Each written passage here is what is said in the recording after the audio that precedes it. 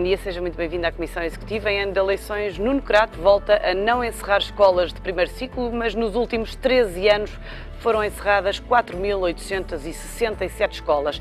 Na Comissão Executiva de hoje vamos olhar para os prós e contras do encerramento de escolas e para o impacto na educação. Para isso contamos com a análise de Diogo Ribeiro Santos, João Atanásio e Taufik Requibi. Muito obrigada a todos pela presença nesta Comissão Executiva.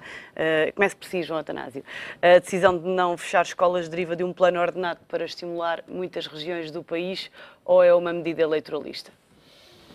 Eu acho que é mais uma medida eleitoralista do que propriamente um plano ordenado, porque, vejamos, um plano ordenado...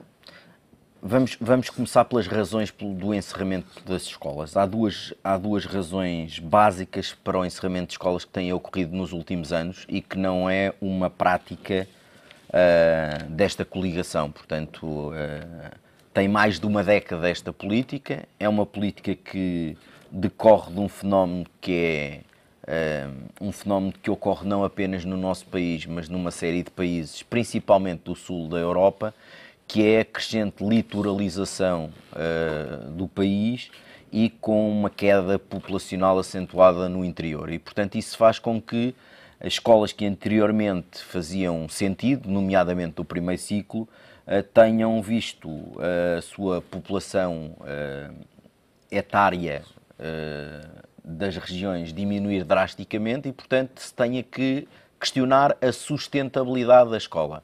Aí há duas teorias. A primeira é uma teoria economicista, que é os custos que se têm que suportar para manter as escolas para um número reduzido de alunos são bastante elevados. E outra é uma teoria do ponto de vista pedagógico, que é, há estudos internacionais feitos nomeadamente por psicólogos e sociólogos, que dizem que escolas em tenra idade, primeiro e segundo ciclo, de alunos com turmas muito pequenas, não estimula a criatividade dos alunos, não faz com que eles tenham a desejada ligação e o desenvolvimento pedagógico que é necessário. E, portanto, há aqui um misto das duas razões. O que eu questiono é, e por isso digo que é uma razão mais eleitoralista do que propriamente uma política estruturada, é porque fazer isto quando estamos à porta das eleições, porque nos últimos 3 anos nós fomos encerrando escolas, a meu ver, bem. E neste momento há 265 escolas de primeiro ciclo sinalizadas com menos para de 21 encerrar. alunos. Podemos discutir depois se o 21 alunos era o número correto ou não, se devíamos mantê-las com 21 alunos ou se devíamos ir abaixo aos 15, mas foi essa a decisão. E num ano eleitoral eu penso que a política tem a ver com o facto de não degradar mais a imagem do governo. Nuno Crato foi um ministro que, quando entrou, foi uma lufada de ar fresco na área da educação, trazia uma série de ideias, uma série de novidades, e depois foi um ministro que se foi desgastando muito ao longo da sua governação, essencialmente porque eu acho que foi completamente engolido pela máquina. Nuno Crato tinha uma ideia que muitas vezes é uma ideia ingênua de pessoas que estão fora da política, que é, têm ideias firmadas que querem pôr em prática e que são muito fortes e muito fáceis quando se está fora do governo, e depois quando se chega ao governo vê-se que há uma máquina instalada na administração pública que não permite a concretização de todas as ideias que as pessoas trazem e, portanto, as pessoas vão-se desgastando com esse tipo de atitude e atividade por parte daquilo que eles chamam de funcionalismo intermédio, que muitas vezes paralisa ou dificulta a implementação dessas medidas. Diogo Ribeiro Santos, a verdade é que os governos, e como já se dizia aqui, tendem a evitar fechar escolas em ano de eleições, porque seria possivelmente uma medida com impacto negativo na opinião pública. Muito certamente, mas penso que eu concordo com o João Atanásio, é claramente uma medida eleitoralista. 2014 e 2015 foram os únicos anos, desde 2000, em que não se encerraram escolas. Nós, desde 2000, encerramos 4.859 escolas do primeiro ciclo, sendo que dessas, 3.522 eram escolas com menos de 21 alunos. Portanto, temos encerrado escolas com menos de 21 alunos, temos encerrado, em média, 272 escolas por ano. Foi algo transversal aos governos do PS e do PSD e corresponde, de facto, a uma política de não manter escolas com menos alunos do que a turma média no ensino básico, que é 21 alunos, é o que corresponde à média dos países da OCDE. A turma média no ensino básico nos países da OCDE é 21 alunos. Portanto, se estão ainda sinalizadas 265 escolas para fechar, sendo que restam 232 escolas com menos de 21 alunos, é porque existe, parece, uma política que não é totalmente assumida de fechar todos os estabelecimentos com menos de 21 alunos. Convinha, aliás, penso que seria uma pergunta que seria conveniente colocar ao PS e ao PSD, ou à coligação e ao PS, qual é o plano que têm para o encerramento das escolas e se o PS vai manter, em coerência, aliás, com o que fez quando esteve no governo, se vai manter esta política de encerramento de estabelecimentos com menos de 21 alunos. Mas há ainda outra tendência que, somando a esta, se deveria verificar, e eu penso que não serão só nem questões meramente economicistas, nem questões meramente pedagógicas. Há uma um pouco mais forte, que é a crise demográfica, a crise de natalidade em que vivemos. Nós, desde 2000,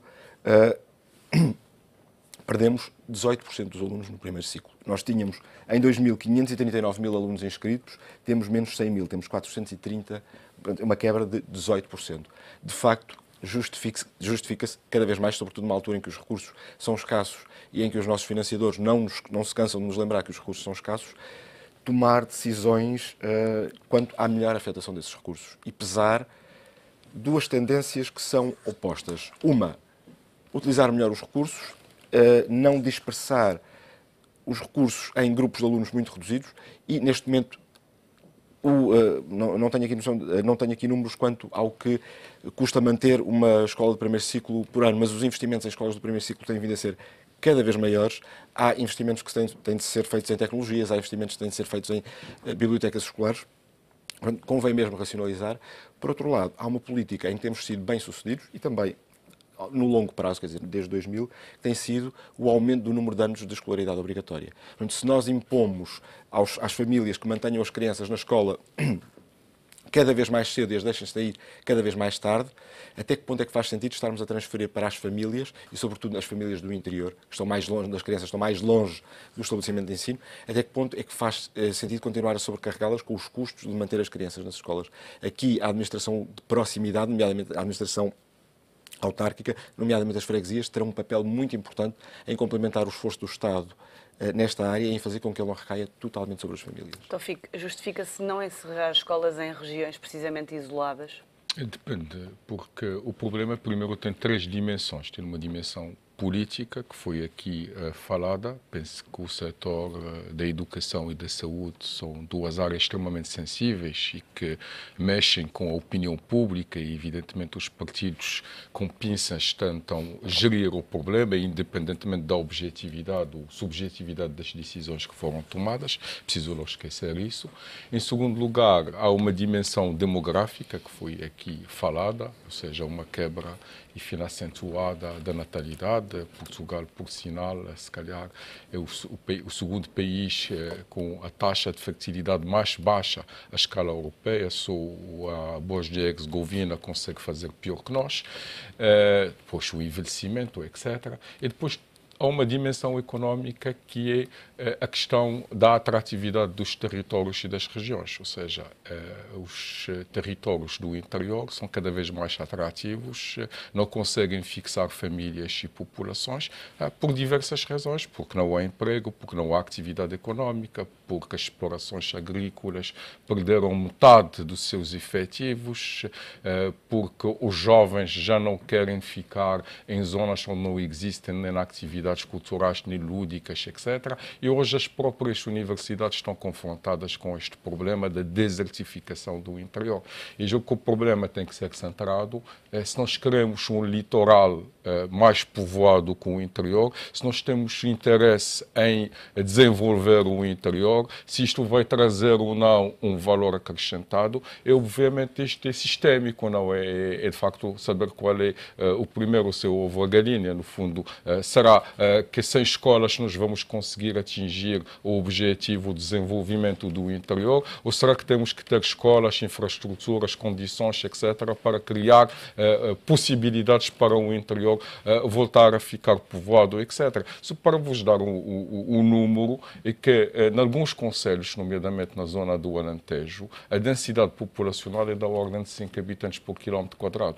Em contraste, por exemplo, com uma zona da Amadora que tem mais de 5.000 pessoas por quilómetro quadrado. Isto quer dizer que, neste momento, temos alguns excessos em algumas zonas do país, uma desertificação nítida noutras zonas. Será que não fará mais sentido transferir e criar condições para que haja uma transferência da população, sem falar, digamos, obviamente, das medidas de aumento da natalidade, que só por si poderão também ajudar a povoar as zonas mais desertificadas. Mas também é preciso não ver que temos que, de forma absoluta, manter as escolas, manter as infraestruturas. Portanto, senão a população, obviamente, não faz sentido desperdiçar recursos. Temos que fazer opções, ou seja, quais são os polos do território nacional que nós gostaríamos de desenvolver?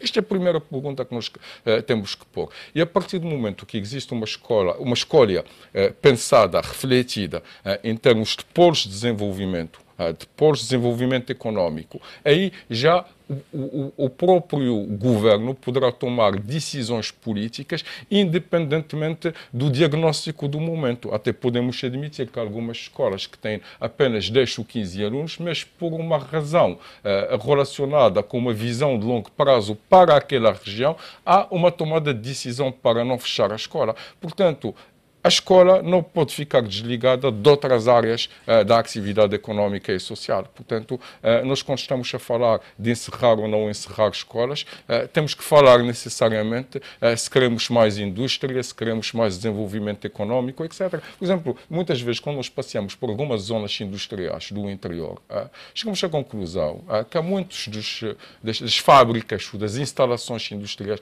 são completamente vazias e, na melhor das hipóteses, são ocupadas por armazéns comerciais, armazéns chineses, etc. Portanto, neste momento, praticamente está tudo desertificado. E a questão é tentar perceber se é isto que é o modelo económico que nós queremos, se faz sentido ou se não faz sentido. João Atanásio, os governos têm tido esta visão?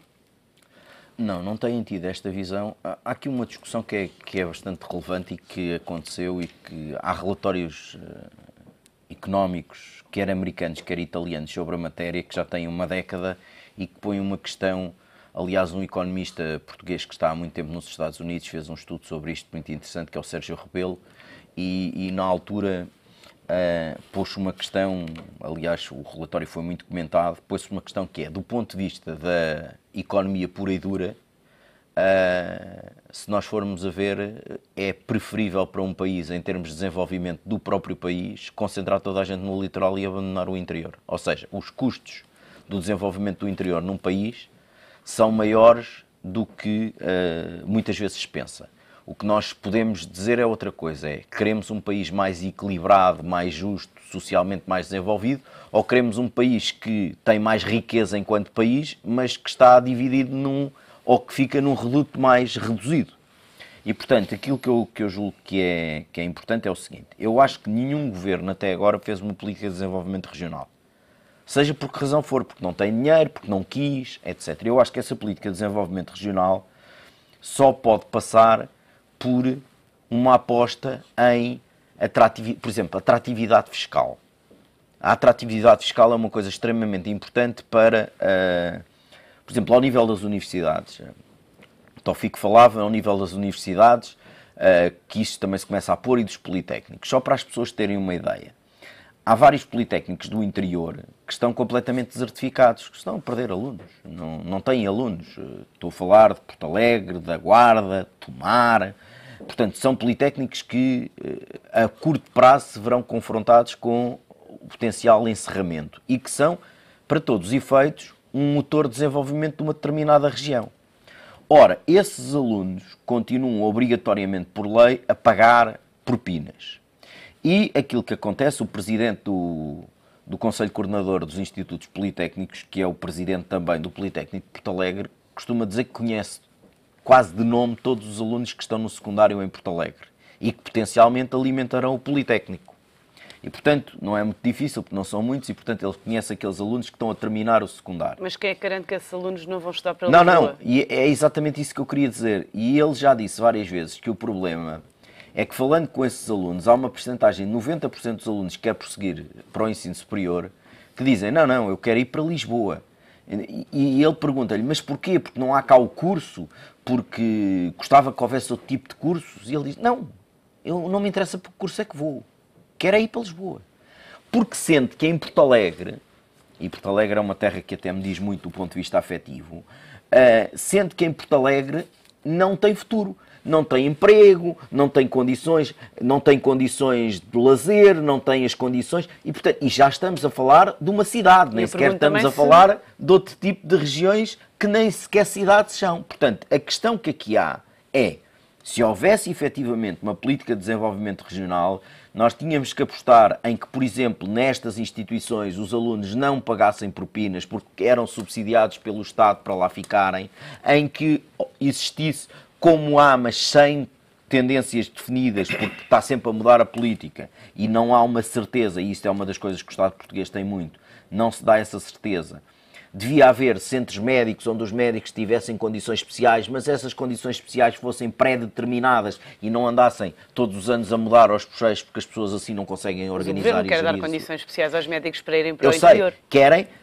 Querem, mas não os consegue atrair por duas razões. Primeiro, porque essas condições especiais não são condições que são pré-determinadas para um período bastante alargado e, portanto, as pessoas dizem, está bem, vou mudar toda a minha vida, mas amanhã vem outro governo e tira-me as condições especiais e eu não tenho onde regressar à base e, portanto, tenho que reorganizar toda a minha vida. A mesma coisa se passa com a colocação dos professores, etc. Portanto, nós só conseguimos ter um interior mais desenvolvido quando criarmos uma estrutura do ponto de vista educativo, do ponto de vista de saúde, do ponto de vista judicial, que permita que essas regiões floresçam. Agora, se me perguntar, isso tem interesse ou não tem, a pergunta é muito mais complexa, porque do ponto de vista económico isto tem custos imensos. Tem custos imensos do ponto de vista de desenvolvimento. Também podemos dizer de outra maneira, também não tem custos perder essas regiões? Também tem. Tem custos de outra natureza, custos políticos, custos demográficos, custos sociais, etc. Portanto, isto é uma equação que não é muito fácil de resolver, mas que é uma equação que até agora nenhum governo, todos os governos têm feito um bocadinho, que é olhar para o lado. Vão dando umas migalhas, como a Sandra diz, mas há uns benefícios para os médicos ir para lá, mas não fazem uma política integrada de desenvolvimento regional. São medidas avulso. São medidas avulso. Diogo, o reordenamento escolar encontra-se estabilizado como defende o Governo ou ainda há muito trabalho a fazer? Tendo em conta que temos as tais 265 escolas de primeiro ciclo sinalizadas para fechar, etc. Bem, eu penso que convinha de facto saber o que é que o Governo pensa sobre esta matéria e convinha de facto saber o que é que a atual oposição pensa sobre essa matéria, mas penso que o trabalho está longe de estar concluído e depende de estarmos a falar apenas no primeiro ciclo e depende de estarmos a falar de outros ciclos de ensino. De outros ciclos de ensino. Mas eu penso que a questão, e permita-me só voltar um bocadinho ao que dizia o João Atanásio, porque é muito mais interessante. Trata-se de facto de uma escolha e trata-se de facto de visão estratégica. E o facto de estarmos a andar com medidas avulsas não tem só que ver com a capacidade do Governo, mas tem que ver com a incapacidade dos principais partidos se entenderem sobre uma visão estratégica para o país. Que tipo de desenvolvimento é que queremos? Queremos, de facto, uma litoralização que será economicamente mais eficiente? Ou vamos atender ao interesse estratégico de termos todas as regiões do país ocupadas, sob pena de, por outros fatores, como referiu ao João também, elas se perderem ou serem completamente subtraídas à influência do litoral, à influência de um governo central e serem absorvidas, caírem na esfera de influência de regiões espanholas. O que não é necessariamente mau. Mas eu penso que quando nos pomos quando falamos neste problema do reordenamento escolar e quando o olhamos à luz de outros problemas mais vastos, como a litoralização, a desertificação do interior, o favorecimento do estabelecimento de populações no interior, devemos pensar numa outra forma, num outro problema mais vasto de ordenamento e de gestão do território, e acho que devíamos voltar a colocar o tema da regionalização, que foi a tentativa de pensamento estratégico sobre este tema mais séria que houve nos últimos anos. Será que não vale a pena, se queremos políticas integradas de desenvolvimento regional em cada região, não devíamos voltar a falar num processo democrático de concepção e de execução dessas políticas integradas? Será que não devíamos voltar a falar nisso? E será que o mal de termos, ou uma das causas do problema da desertificação do interior, não será o nosso alinhamento e afastamento em relação à Espanha? Será que numa relação mais saudável, de mais abertura, de maior integração com a Espanha, estas regiões que, se tivessem um pouco mais de autonomia, que estão relativamente distantes do interior, do litoral, perdão, e dos centros de decisão, mas que estão relativamente perto das suas congêneres espanholas, será que não conseguiriam ter melhores condições para fixar as populações? Bem, desviei-me um pouco do tema do reordenamento escolar, mas penso que o reordenamento escolar não deve ser decidido sem sabermos que modelo de desenvolvimento regional é que queremos para o país. Então, o que é que lhe parece? Eu concordo basicamente, e aliás, eu não conheço nenhum caso de uma cidade nascer num deserto sem uma razão economicamente forte. Portanto, isto não existe. Ou existem razões económicas para uma região se desenvolver, ou então nunca esta região vai se desenvolver. E, aliás, quando nós estamos a falar das 200 e tal escolas que falta a fechar, eu não tenho bem a certeza, porque se a população continuar a baixar, vai haver mais escolas para fechar no futuro e, quiçá, um dia até no litoral haverá escolas que vão fechar. E com menos crianças a nascer, com menos crianças a nascer. Agora, porquê que o interior estava relativamente povoado no passado? E pela razão que eu citei na minha primeira intervenção, a do desenvolvimento agrícola, da importância da economia, do setor primário naquele tempo, e que perdeu velocidade. Hoje temos que procurar saber no interior quais são as razões económicas que nós podemos encontrar para desenvolver o interior. Estas razões podem passar pelo regresso ao setor primário. Hoje, até a cotação dos produtos agrícolas estão a subir e, portanto, pode constituir uma razão, e a agroindústria pode acompanhar. Podemos olhar para a recuperação do setor mineiro, não sei até que ponto haverá ou não haverá condições para fazer isso. Falou-se há pouco das universidades com polo de desenvolvimento. Existem, aliás, exemplos muito interessantes na Europa, onde a volta das universidades e a volta da investigação e desenvolvimento criaram-se polos de competitividade extremamente interessantes com empresas de indústria e de serviço que estão a se instalar. E, portanto, é preciso primeiro fazer um levantamento, embora já existe muita informação sobre isso, sobre as potencialidades das regiões, priorizar e saber onde é que nós devemos fechar e, porventura, saber onde é que nós devemos abrir. Porque isto até pode ser também numa solução. Parece-lhe que há esse interesse por parte dos governos em fazer esse levantamento?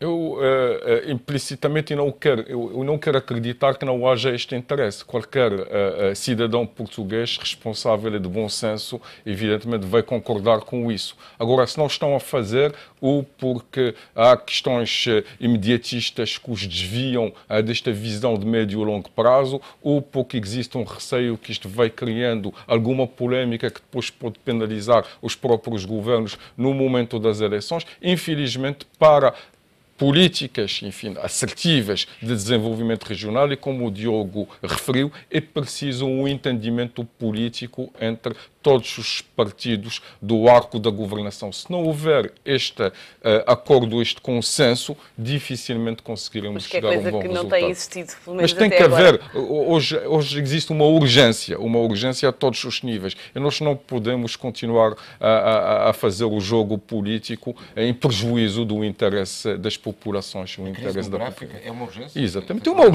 urgência, é uma coisa imediata que nós não podemos adiar, e cada dia que passa a coisa se torna mais grave ainda. E já falamos da crise demográfica depois de uma curta pausa nesta Comissão Executiva. Até já.